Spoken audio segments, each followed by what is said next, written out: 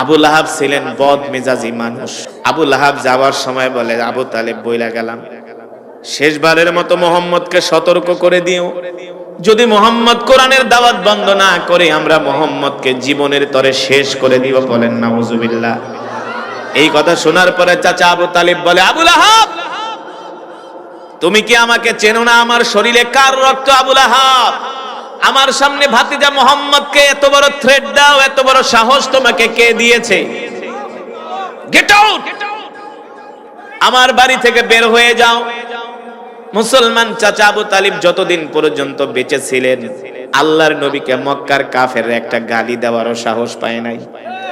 গালি তো দূরের কথা, আল্লাহর নবীর দিকে চোখ তুলে তাকানোর সাহস পায় নাই।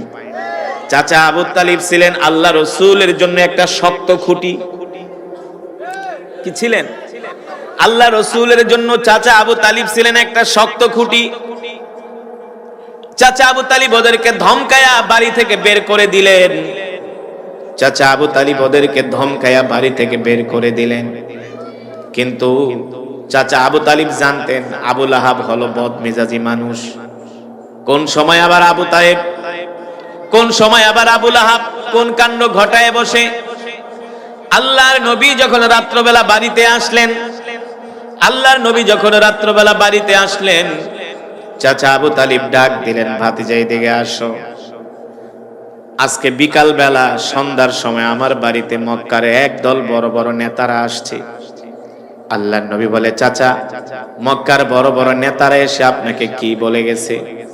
তারা বইলা গেছে, ভাতিজা তুমি যাতে কোরআনের দাওয়াত বন্ধ করে দাও। আল্লাহর নবী বলে, আর কি বলছে? বলছে, ভাতিজা ওরা তোমাকে 3টা প্রস্তাব দিয়ে গেছে। কয়টা প্রস্তাব?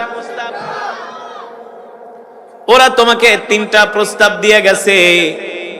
1 নম্বরে প্রস্তাব হলো, যদি তুমি নেতৃত্ব চাও তাহলে তোমাকে মক্কার বড় নেতা বানায় দেওয়া হবে।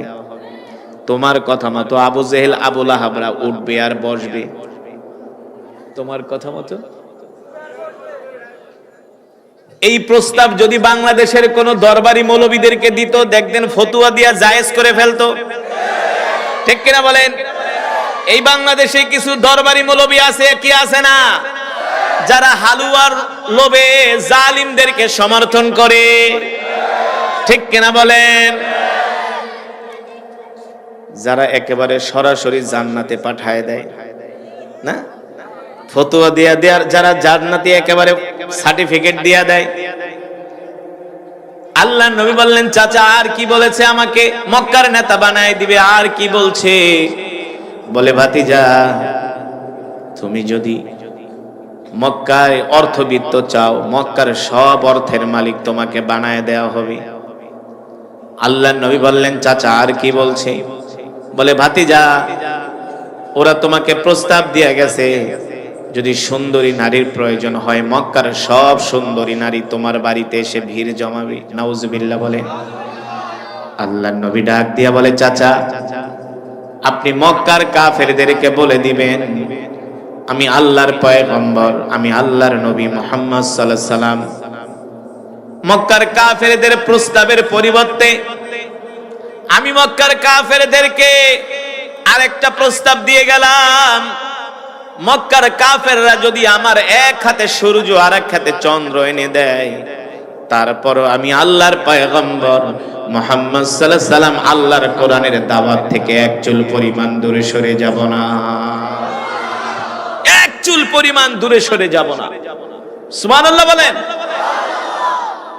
ও মুসলমান, এখানেই শুধু শেষ নয়, আল্লাহর নবী মক্কার কাফেরদেরকে দাওয়াত দিতে লাগলেন। মক্কার কাফেররা কেউ দাওয়াত গ্রহণ করে না। শেষ পর্যন্ত আল্লাহর নবী বুক ভরা আশা নিয়ে চলে গেলেন তায়েফে। কোথায়? তায়েফ। যেই তায়েফে আপনারা হজ করতে গেলে ঘুরতে যান না, সেই তায়েফে চলে গেলেন আল্লাহর নবী কোরআনের দাওয়াত দেওয়ার জন্য। তায়েফে বড় বড় 3জন লিডার ছিল। এই লিডারদের কাছে আল্লাহর নবী কোরআনের দাওয়াত নিয়ে গেলেন। ওই লিডারদের মধ্যে একজনের নাম ছিল মাসউদ। তিনি বললেন, মুহাম্মদ তুমি আমার কাছে কোরআনের দাওয়াত নিয়ে এসো না। যদি তুমি সত্য নবী হও, আমি যদি তোমার দাওয়াত গ্রহণ না করি তাহলে আমি ধ্বংস হয়ে যাব। এই কারণে তুমি আমার কাছে দাওয়াত নিয়ে এসো না, আমি তোমার চেহারা দেখতেও চাই না। নাউজুবিল্লাহ বলেন। এই জামানায় এই কিসিমের কিছু মানুষ আছে, দেখবেন দাওয়াত ও তাবলীগের ভাইরা দাওয়াত নিয়ে গেলে দেখলেই দৌড় মারে, বাথরুমে যায় পালায়, ঘরের ভিতরে যায় দরজা লাগায়, আলেমদের সামনে আসতে চায় না। ঠিক কিনা বলেন? স্ত্রীকে শিখায় দেয়, হুজুরে যদি আমার কথা জিজ্ঞেস করে বলবা বাড়িতে নাই। ঠিক কিনা বলেন? আর এক শয়তান ছিল, তার নাম হলো হাবিব। আবার মনে করবেন না ওরা মুসলমান, সবগুলো মূর্তি পূজক। তায়েফের আর একজন নেতা, তার নাম হলো হাবিব। তিনি বললেন, মোহাম্মদ, তোমার মতো এমন গরিব মানুষকে আল্লাহ নবী কেন বানাবে? নাউজুবিল্লাহ বলেন। মক্কায় এত ধনী ধনী মানুষ থাকতে তোমার মতো গরিব মানুষকে আল্লাহ কেন নবী বানাবে? সুতরাং আমি তোমাকে নবী হিসাবে মানি না। নাউজুবিল্লাহ। তৃতীয় জন এইভাবে দাওয়াত প্রত্যাখ্যান করলেন। আল্লাহর নবীকে, আল্লাহর নবীর শুধু দাওয়াত তারা প্রত্যাখ্যান করলেন না, আল্লাহর নবীকে তায়েফের যুবকদেরকে লেলিয়ে দিলেন, শিখায় দিলেন, এই যে যুবককে দেখতেছো, এই যুবককে তোমরা পাথর মারো, যে যত বেশি পাথর মারতে পারবা তাকে তত পুরস্কার দেওয়া হবে। জোরে বলেন নাউজুবিল্লাহ। হুয়া মাজনুন, এই যুবক হলো একটা পাগল। নাউজুবিল্লাহ। এই যুবক হলো একটা জাদুকর। এই যুবককে যত বেশি পাথর মারতে পারবা তাকে তত বড় পুরস্কার দেওয়া হবে। নাউজুবিল্লাহ।